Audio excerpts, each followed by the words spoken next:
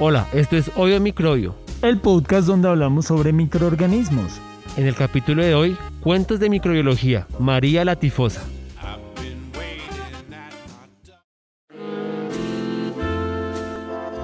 En esta ocasión nos remontamos a Nueva York, al Nueva York del siglo XIX. En este siglo Nueva York tuvo un gran crecimiento como ciudad. Muchos de los grandes teatros, de los museos y las universidades fueron inauguradas en esta época. La Universidad de Nueva York, el City College of New York o el New York Times fueron inaugurados a mediados y finales del siglo XIX. Fue un gran crecimiento el que tuvo esta ciudad, un gran desarrollo.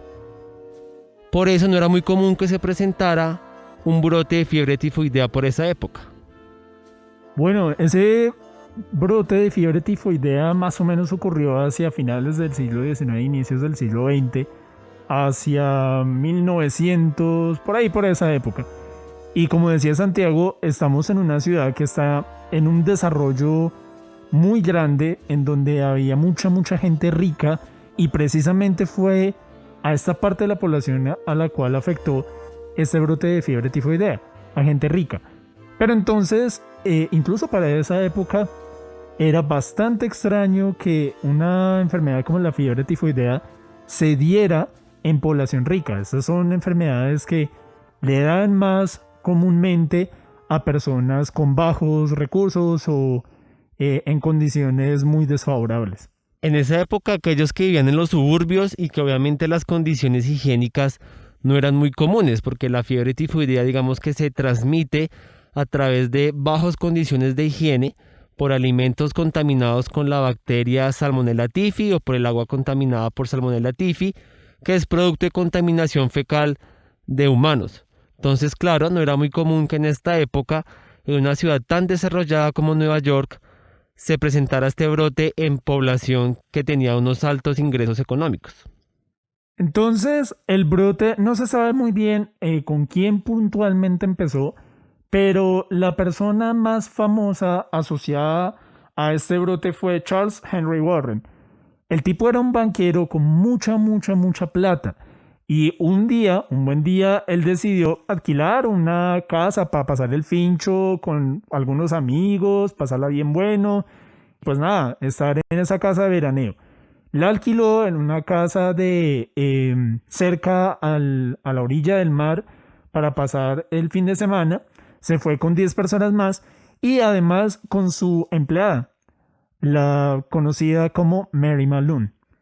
Ella era una adolescente cuando llegó a esta ciudad de Nueva York. Era una inmigrante irlandesa. Llegó apenas con alrededor de 15 años entre 1883 y 1884. Y llegó para trabajar como empleada doméstica. Normalmente ella trabajaba en la cocina, pues preparando los alimentos de la familia a la que ella trabajaba. Y este fue, digamos que el punto crucial para que ella se convirtiera en una mujer muy famosa por esta época en la ciudad de Nueva York. Entonces, pues no era la excepción. Mary Malone también trabajaba en la cocina de este señor, de Charles Warren, y pues fue a trabajar con él en su casa de veraneo. Resulta que después de 1 o 2 semanas que de hecho pasaron estas personas en esta casa, se encontraron que de esas 11 personas que estaban en esa casa por aquel momento, 6 personas sufrieron de la enfermedad de la fiebre tifoidea. Y pues como les decíamos, esto era bastante inusual para este tipo de personas.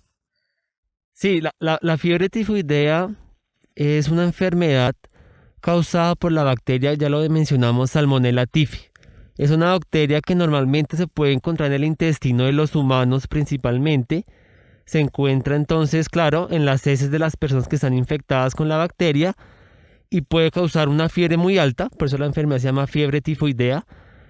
Causa claramente también afecciones gastrointestinales y puede llegar a la muerte. En esa época, donde aún no habíamos descubierto los antibióticos, donde era muy difícil tratar las enfermedades infecciosas causadas por bacterias, muchas personas llegaban a morir producto de la fiebre tifoidea. Esta enfermedad entonces era un problema de salud pública en esa época del siglo XIX. Claro, entonces con todo eso en la cabeza, ese señor Warren decía, pero venga, es que ya es muy raro que nosotros nos enfermemos de este tipo de enfermedades que solamente les pasan a las personas que viven hacinadas, en la pobreza, con muy malas condiciones de higiene. Entonces el tipo tenía tanto billete y tanta influencia sobre la sociedad neoyorquina de ese momento que él dijo, no, venga, voy a dejar de vainas, voy a contratar al que sabe de este tipo de enfermedades y este tipo de problemas. Voy a contratar a un señor llamado George Soper. George Soper era un ingeniero sanitario, era funcionario del Departamento de Salubridad de Nueva York, y cuando le encargan investigar qué estaba pasando, cuál era la causa de este brote de fiebre tifoidea, él empieza obviamente a tener varias hipótesis, fuentes de alimentos, la fuente de agua, pero no encontraba correlación entre estas posibles causas porque eran muy pocos los casos y eran en condiciones muy especiales. Entonces, él empieza a hacer una investigación más amplia. Había otros casos que ya se habían presentado previamente a esta situación en esta casa de este banquero, y empieza a darse cuenta que había algo en común entre todos estos lugares que se han presentado brotes de fiebre tifoidea.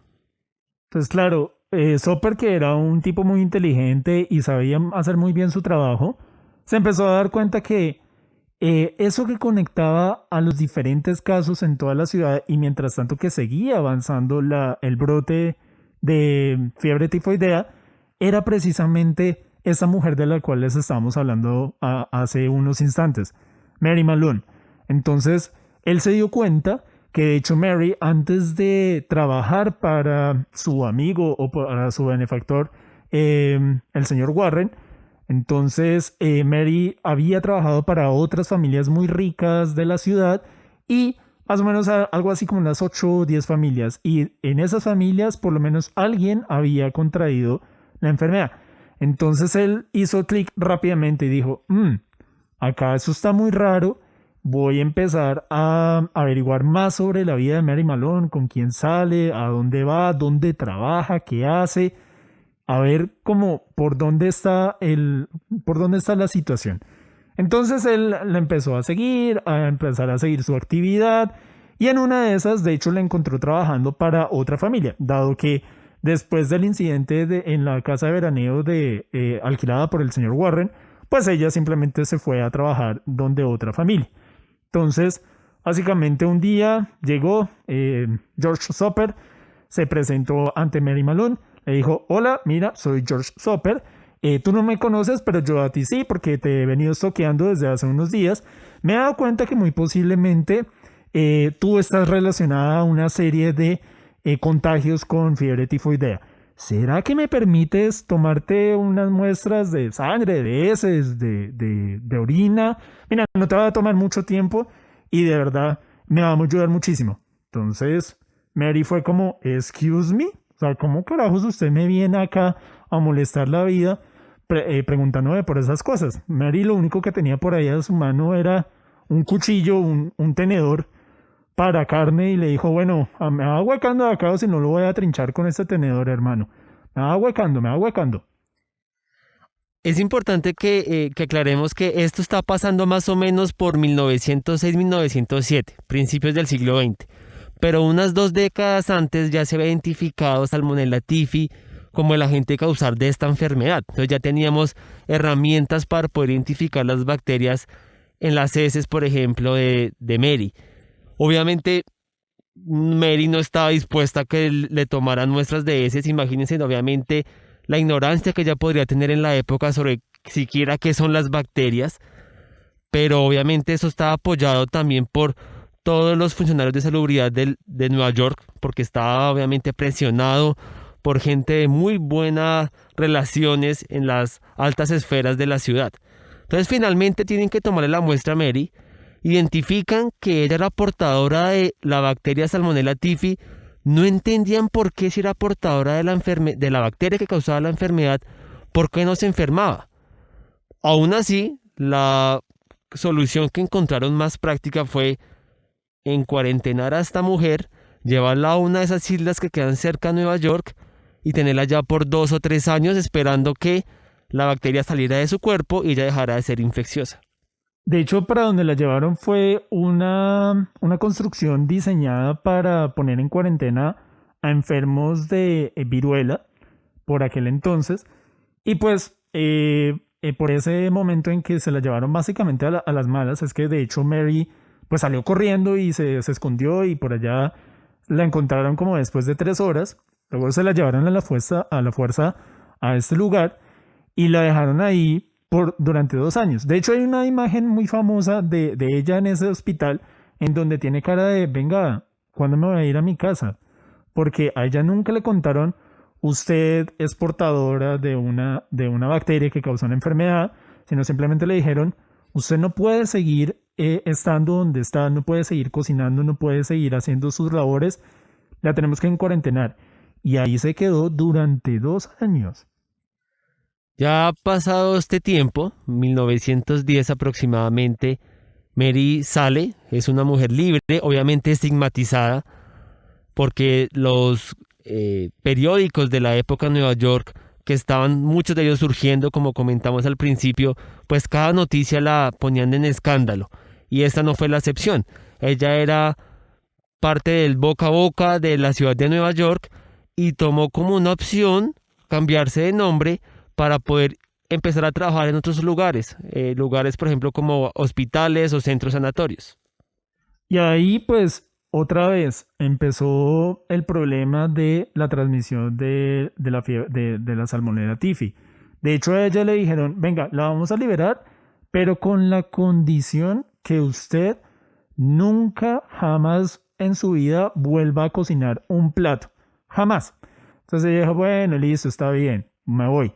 Y pues en el momento en que ella se fue y empieza a trabajar, de hecho empezó a trabajar algo así como en lavandería, y pues ella no sabía hacer eso. Entonces volvió a trabajar en cocina, como en aquel entonces ya se había armado un escándalo mediático, ya el director de un periódico la había puesto en primera plana, en una representación de ella casi como que escupiendo calaveras a una olla mientras cocinaba. Entonces ella se volvió muy muy famosa y todo el mundo la asociaba, digamos, a María la Tifosa, que fue el sobrenombre que este tipo, que era como yo creo el jefe de Peter Parker, el que le gusta así como las noticias así súper amarillistas y todo, pues así la acuñaron este término y ella se tuvo que cambiar el nombre.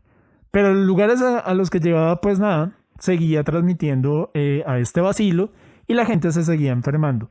Más o menos fue un total de 51 personas contando antes de la primera cuarentena y ya después de haber salido, quienes estuvieron muy relacionados con ella y adquirieron la enfermedad. De esas se atribuyen aproximadamente unas 3 muertes. ¿Qué más podía pasar? Imaginémonos una mujer que llega adolescente a la ciudad de Nueva York, inmigrante, con pocas posibilidades, que sabía poco que hacer en su vida. Yo no leo muy distinto a lo que pasa actualmente en la sociedad y es que estigmatizan a una persona, le dicen no puedes trabajar por alguna situación, pero no te damos opciones. Pues ella ¿qué hizo? Hacer lo que sabía hacer mejor, hacer oficio en casas, en hospitales, seguir cocinando, y pues lo que sucedió era lo que se esperaba. Nuevos casos, nuevos brotes. Obviamente George Soper de inmediatamente empezó a actuar. Ella había obviamente cambiado su nombre, como ya comentamos, y firmaba con su nuevo nombre, pero él pudo identificar la letra que era familiar para él. Buscó a Mary y pues nada, la volvieron a identificar como la agente causal de estos brotes de Salmonella Typhi, de fiebre tifoidea, y la llevaron nuevamente a cuarentena, esta vez no por 2, 3 años, sino por 23 años. Tiempo en el que ya Mary obviamente fue perdiendo su juventud, su salud fue decayendo y terminó muriendo muy joven. Y de hecho murió joven y un poco también olvidada. De hecho se dice que solamente fueron como 9 personas a su funeral, pero la medicina de aquel entonces la inmortalizó, se encargó de inmortalizarla. Tanto fue así que incluso en algunos manuales médicos de la época la tenían a ella ilustrada como la definición de la portadora de una enfermedad. o de cómo se transmite una enfermedad. Y pues eso fue un poco cruel porque a la larga, por el momento en que de hecho George Soper estaba terminando su investigación sobre Mary Malone, se dieron cuenta las autoridades de sanidad de Nueva York, se dieron cuenta que más o menos había unas 400 personas más que podían ser portadoras de esta bacteria y que estaban también relacionadas con ese brote que duró muchísimo tiempo y que infectó más o menos a unas 30.000 personas. Es que eso es lo más interesante de esta historia trágica de Mary, y es el primer caso registrado de un portador asintomático de una enfermedad infecciosa. Hoy con todo el tema del COVID nos parece muy común porque sabemos que muchos somos portadores asintomáticos de pronto. Pero este fue el primer caso reportado, principios del siglo XX. Han pasado ya más de un siglo y aún así no sabemos mucho de los microorganismos y de cómo se comportan.